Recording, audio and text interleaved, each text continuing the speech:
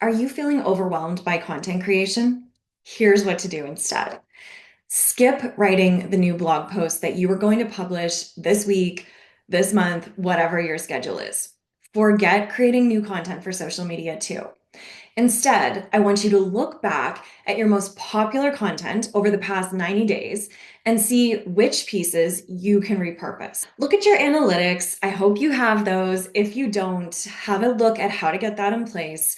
Look at your keyword research. Again, take some time to figure out how to get that in place if you're not doing it already, because it's going to enable you to see which existing blog posts it makes sense to update so that you can boost their search rankings. This isn't only for bloggers. Again, I want you to look back through your social media analytics. If you've got an email list, look back at your email click rates, open rates, see what's been the most successful. Or take a long form content asset like a PDF guide that you have and see how you can dice it up into smaller content assets, maybe infographics. Maybe you can even turn it into a podcast episode. Just see what you can do to get more bandwidth out of it. Content repurposing is an excellent strategy to save you time, especially if you're a solopreneur who's trying to do everything yourself. We're often sitting on a mountain of excellent content that we just simply haven't looked back at to see even how it's performing or to see how we can repurpose it into something else. If you want to run a sustainable business, you don't need to be creating new content all the time.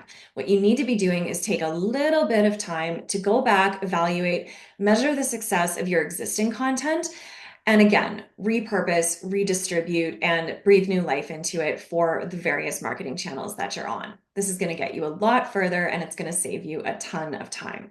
The other benefit to doing this is it's over time going to help reinforce the marketing messages that you're sharing. We all know that people need to see something 5 to 7 times.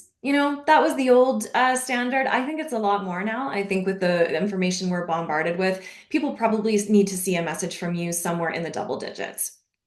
So content repurposing is going to enable you to get that messaging and that repetition out into the market. How do you breathe new life into old content? I would love to know in the comments.